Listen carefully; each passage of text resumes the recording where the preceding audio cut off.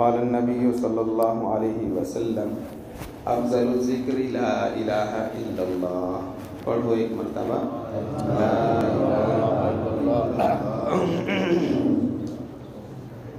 کتابوں میں لکھا ہے کہ جب بھی یہ کلمہ طیبہ لا الہ الا اللہ پڑھے کوئی تو سننے والا بھی پڑھے.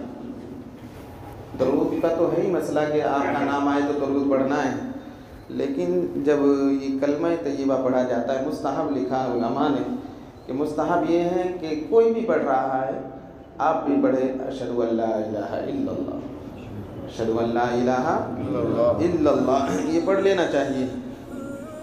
اور کیوں نہ پڑھے جس کے فضائل برکات اتنے ہیں بے شمار. دیکھو نماز بہت بڑا اہم رکن ہے، نماز کا بہت بڑا ہے نا. ایسا ہے جیسے کہ بدن میں سر کا جو مقام ہے اسلام میں گویا نماز کا ایسا اتنی بڑی فضیلت ہے کہ جیسے بدن کے لیے سر کا ہونا ضروری ہے ایسے ہی اسلام میں نماز کا ہونا ضروری ہے. لیکن یہ کہا کہ نماز خوب پڑھو یہ نہیں کہا. نہیں کہا یہ کہ نفلوں میں لگے رہو، تہجد میں لگے رہو، اوابین میں لگے رہو. نہیں کہا کہ ہر ٹائم تم نماز ہی پڑھتے رہو. نہیں کہا. حج بھی زندگی میں آدمی پر ایک بار فرض ہے. زندگی ایک بار ہو گیا، فرض میں سے ساقط ہو گیا، اب بار بار حج کرنے کی بھی ضرورت نہیں ہے. روزہ سال میں ایک مرتبہ ایک مہینہ آئے گا، اسی میں ہے فرض. یہ نہیں کہ تم 12 مہینے تم روزے رکھے جاؤ. کثرت نہیں، کثیر تعداد نہیں. ہر عمل کو دیکھیے آپ. زکوٰۃ کا مسئلہ آئے گا، وہ بھی سال میں آپ گزر جائے گا، تب زکوٰۃ دینی ہے. کتنی دینی ہے وہ بھی مقدار لکھتی کہ اتنی دینی ہے. لیکن ذکر کے بارے میں دیکھو قرآن کیا کہتا ہے.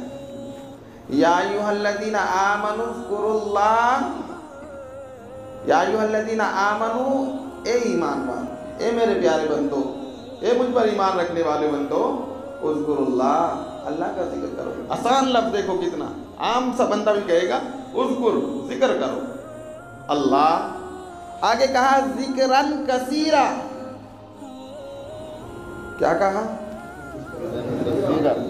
کثیرا. اور کثیر کسے کہتے ہیں ہم؟ کثرت. بہت زیادہ ذکر کرو. کتنا ذکر کرنا ہے؟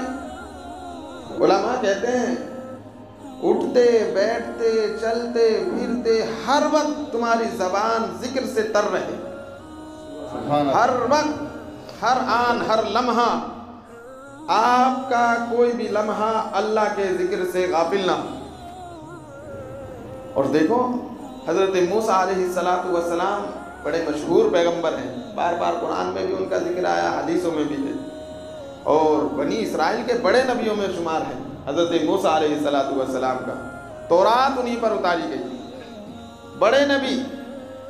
اور سنو، اللہ کے دربار میں جا رہے ہیں کوہ طور کی طرف، اللہ سے ہم کلام ہونے کے لیے.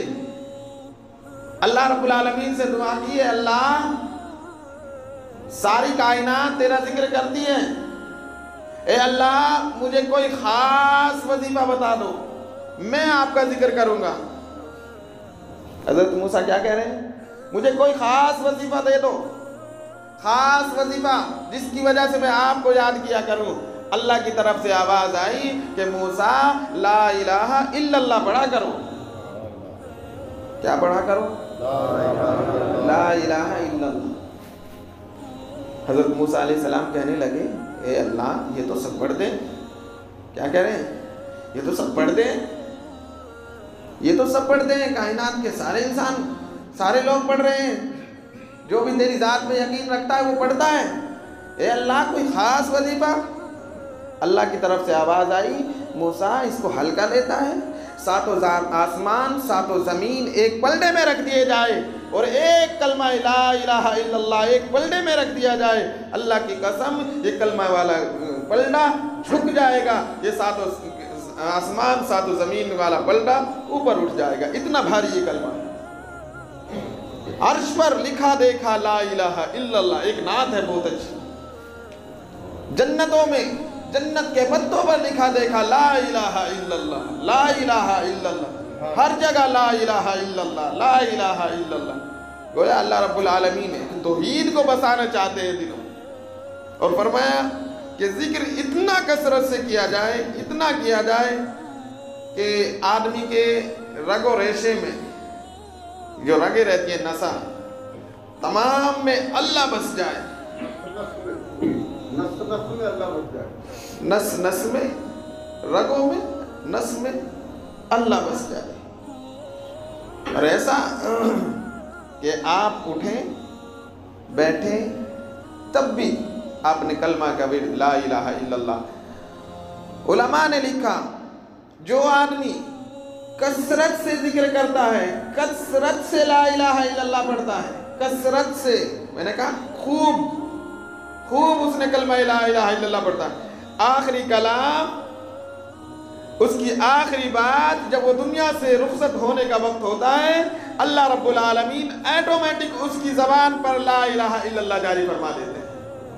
اور فضیلت سنو، فضیلت حدیث شریف میں ہے، اللہ کے رسول صلی اللہ علیہ وسلم نے فرمایا من کان آخر کلامی، جس آدمی کا آخری کلام یعنی آخری بات جس نے موت کے وقت لا الہ الا اللہ کہا، دخل الجنہ، وہ جنت میں داخل ہوگا۔ آخری کلمہ جس کی زبان سے نکلا لا الہ الا اللہ، وہ جنت میں جانے والا ہے، یقینی چیز ہے۔ اور اسی لیے علماء نے لکھا کہ آپ مسواک کا اہتمام کیا کرو، کیونکہ اللہ رب العالمین مسواک کی برکت کی وجہ سے آخر وقت میں اس کی زبان پر کلمہ لا الہ الا اللہ جاری فرما دے گا۔ اس لیے لا الہ الا اللہ کو مضبوطی سے ہر وقت ذکر کریں، ہر وقت جب بھی فارغ ہو لا الہ الا اللہ، افضل الذکر لا الہ الا اللہ۔ قرآن پاک میں ایک جگہ ہے اقیم الصلاۃ لذکری، تم نماز پڑھو میرے ذکر کے لیے۔ گویا نماز ایک ذکر کا ایک حصہ ہے، لیکن افضل الذکر، نماز کا مقام بہت بڑا، لیکن ذکر تمام اذکار میں سب سے زیادہ فضیلت ذکر رکھتا ہے۔ اور آگے دیکھیے، جس آدمی کو غم ہے، نوکری بھی نہیں ملتی، اور آگے چلو بیوی بھی ہے، بچے بھی نہیں ہیں، ہوتا ہے نا ایسے، اور آگے چلیے دکان کر رکھی ہے، دکان نہیں چل رہی ہے، سوچتے ہیں نا کہ دکان چلے، کاروبار لگایا ہے، دکان لگائی ہے، آ ہی نہیں رہے گا، کسٹمر آتے نہیں، کیا کریں؟ قرآن پاک میں دیکھیے سورہ انفال اور سورہ نوح، یہ 2 سورہ ہیں، ان 2 سوروں کو اگر دیکھ لیں، اللہ رب العالمین کہتے ہیں جس کا مکان، جس کی دکان نہیں چلتی، جس کے اولادیں نہیں ہیں، جس کی رزق میں تنگی ہے، اللہ کہتے ہیں استغفار کی کثرت سے استغفار کر لیا کرے، اس کے دکان میں بھی، اس کے بیوی بچوں میں اللہ رب العالمین برکت نصیب فرما دے گے۔ سبحان اللہ۔ پڑھو وَمَا كَانَ اللَّهُ لِيُعَذِّبَهُمْ وَأَنْتَ فِيهِمْ وَمَا كَانَ اللَّهُ مُعَذِّبَهُمْ وَهُمْ يَسْتَغْفِرُونَ۔ قرآن پاک میں سورہ نوح فَقُلْتُ اسْتَغْفِرُوا، کہ ہر وقت آدمی استغفار کو لازم پکڑ لے، کلمہ طیبہ استغفار، استغفر اللہ، ایک تو استغفر اللہ یہی پڑھ سکتا ہے، استغفر اللہ استغفر اللہ استغفر اللہ، ایک یہ ہے استغفر اللہ ربی من کل ذنب واتوب الیہ، ایک یہ بھی پڑھ سکتے ہیں استغفر اللہ الذی لا الہ الا هو الحی القیوم واتوب الیہ۔ کئی طرح کے استغفار ہیں، آپ پڑھ سکتے ہیں۔ ہر مشکل میں آپ مقروض ہو گئے تب استغفار، آپ کے بچے نہیں ہیں تب استغفار، رشتے نہیں آتے استغفار، ہر عمل میں آپ انشاءاللہ کوشش سے پڑھیے، اللہ رب العالمین کی ذات سے۔ قرآن جھوٹا نہیں ہے، میں جھوٹا ہو سکتا ہوں، قرآن جھوٹا نہیں ہے۔ آپ کی کھیتی باڑی اچھی نہیں ہو رہی ہے، آپ استغفار کریں. قرآن کہہ رہا ہے فَقُلْتُ اسْتَغْفِرُوا رَبَّكُمْ إِنَّهُ كَانَ غَفَّارًا کہ جب تم استغفار کرو گے، جب تم اللہ کو یاد کرو گے، اللہ سے کہو گے مولا میری غلطی، میری توبہ، میں توبہ کرتا ہوں. اللہ کہتے ہیں جب تو نے یہ کام کر لیا، اتنا تو کر لے، استغفار تو کر لے. اللہ کہتے ہیں یرسل السماء علیکم مدرارا، آسمان سے بارشیں میں برساؤں گا. سبحان اللہ. تو اتنا کر لے. آگے فرمایا وَيُمْدِدْكُمْ بِأَمْوَالٍ وَبَنِينَ، مال کو میں بڑھاؤں گا. وَيُمْدِدْكُمْ، میں مال کو بڑھاؤں گا. وَبَنِينَ، بن ابن بیٹے کو کہتے ہیں، بیٹے میں عطا کروں گا. تو استغفار تو کر. وَيُمْدِدْكُمْ بِأَمْوَالٍ وَبَنِينَ وَيَجْعَلْ لَكُمْ جَنَّاتٍ وَيَجْعَلْ لَكُمْ أَنْهَارًا. یہ قرآن پاک میں بار بار پڑھتا ہوں میں نماز میں. اللہ کہہ رہے ہیں کہ یہ باغات، یہ باغیچے، یہ تمام کے تمام اللہ رب العالمین یہ کہتے ہیں کہ یہ کہ تمام کے تمام میں عطا کرنے والا ہوں، تم استغفار کرو تو صحیح.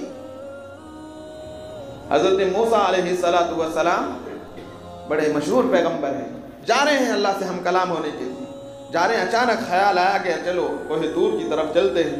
لیکن خیال یہ بھی آیا کہ گھر میں بیوی بچے بھی ہیں، ان کے لیے آٹے کا، ساگ سبزی کا، تمام چیزوں کا انتظام کرنا. یہ خیال دل میں آیا. لیکن چلو انتظام ہوگا. کہتے ہیں جا ہی رہے تھے، کوہ طور کے قریب پہنچے، اللہ کی طرف سے آواز آئی موسیٰ یہ تمہارے قریب میں جو پتھر ہے نا، اس پتھر پر یہ اپنی عصا لاٹھی لگاؤ. وہ لاٹھی لگائی انہوں نے، اس کے اندر سے ایک پتھر اور نکلا. پھر فرمایا کہ پھر مارو، پھر مارا. پھر فرمایا کہ ایک بار اور مارو، پھر مارا. اس کے اندر سے ایک چھوٹا سا کیڑا، چیونٹا، چھوٹا سا کیڑا نکلا اور نکل کے اس کے منہ میں ایک ہرا پتا دیکھا.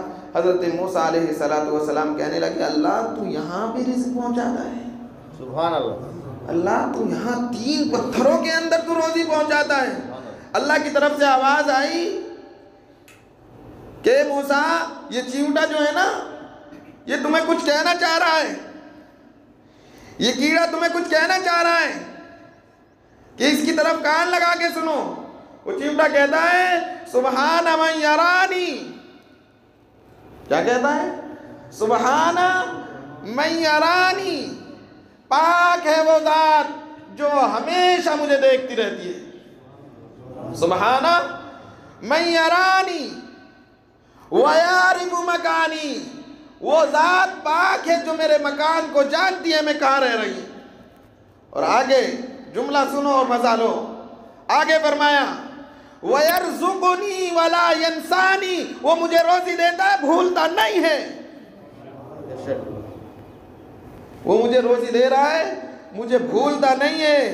اللہ رب العالمین کی طرف سے گویا حضرت موسیٰ علیہ السلام کو تعلیم مل رہی ہے کہ رزق کا وعدہ میں نے کر رکھا ہے، میں نے عطا کرنا ہے. میں تمہیں پالتا ہوں ماں کے پیٹوں میں، 3 اندھیروں کے اندر میں دیتا ہوں روزی، اور منہ سے نہیں ناف کے ذریعے سے پہنچاتا ہوں. اس میں کوئی دوسرا شریک نہیں ہے. میں عطا کرنے والا، 3 اندھیروں میں میں پالنے والا، 4 مہینے کے بعد روح پھونکنے والا میں. اللہ کہتے ہیں یا ایھا الانسان ما غرک بربک الکریم الذی خلقک فسواک فعدلک. اللہ کہتے ہیں کہ ہم نے تمہیں پیدا کیا اور پھر اس کو صحیح طرح سے ڈھالا. اللہ کہہ رہے ہم نے کیا ہے، کسی اور نے نہیں کیا. اللہ اپنی توحید بھی بندوں کو سمجھانا چاہتے ہیں کہ ماں کے پیٹ کے اندر دینے والا میں، اولاد دینے والا میں، وہاں تیرے اندر دیکھنے کی صلاحیت موجود نہیں، ہاتھ اٹھانے کی طاقت بھی موجود نہیں، پاؤں چلانے کی بھی طاقت موجود نہیں، اور دماغ اور ذہن بھی چلانے کی طاقت نہیں. اللہ کہتے ہیں وہاں میں پال رہا ہوں، وہاں میں دے رہا ہوں. آج تو ان ہاتھوں سے کچھ کرنے کے پر قادر ہو گیا، دیکھنے کے لیے قادر ہو گیا، چلنے پر قادر ہو گیا. آج کہتا ہے مجھے فلاں بابے نے دیا ہے، فلاں پیر نے دیا ہے، فلاں بابے نے، فلاں پنڈت نے دیا ہے. خدا کی قسم اللہ رب العالمین کہتے ہیں یہ میری ذات میں تو نے شریک کیا ہے. وہاں تجھے کس نے دیا تھا یہ بتا. وہاں کس نے دیا تھا؟ وہاں بھی تو نے پکارا تھا کہ مجھے فلاں نے دیا، فلاں نے دیا، فلاں نے دیا. نہیں، اللہ کہتے ہیں کہ میں نے وہاں دیا، یہاں بھی میں عطا کرنے والا ہوں. گویا اللہ یہ کہتے ہیں کہ بندو مجھ پر اتنا اتنا اتنا بھروسہ رکھو جیسے ایک پرندہ صبح کے وقت میں جب اٹھتا ہے تو اس کا پوٹا، اس کا پیٹ خالی ہوتا ہے کھانے پینے سے، لیکن جب وہ شام کو گھر واپس لوٹتا ہے تو پیٹ بھر کے واپس ہوتا ہے.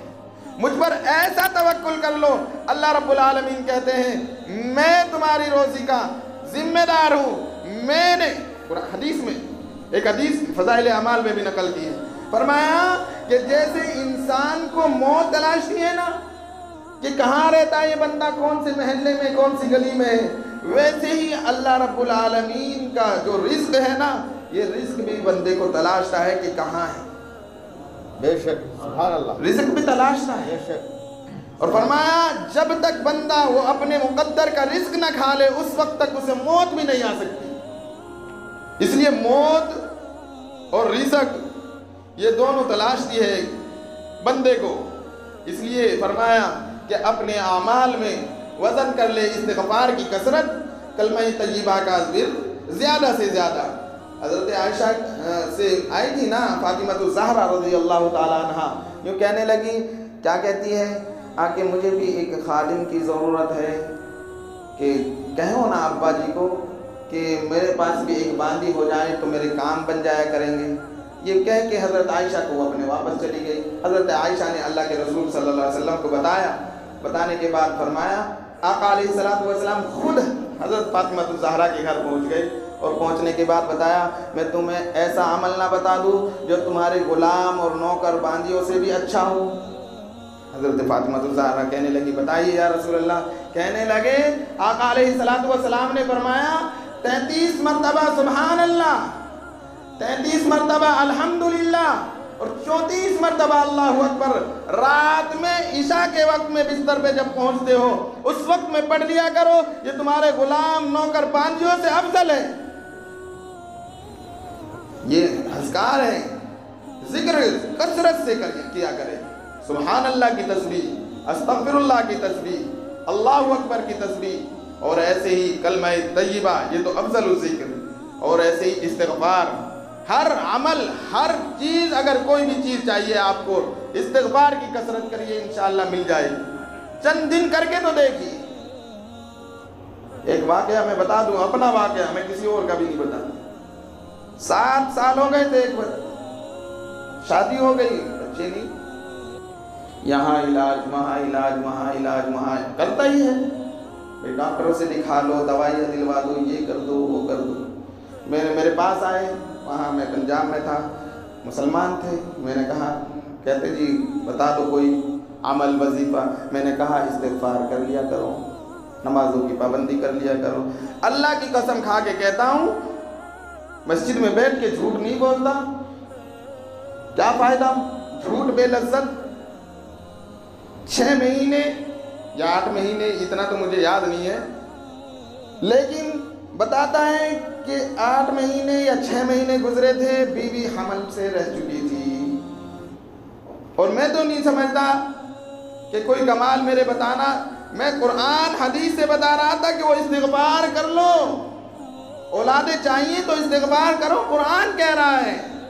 مال دولت چاہیے استغفار کرو.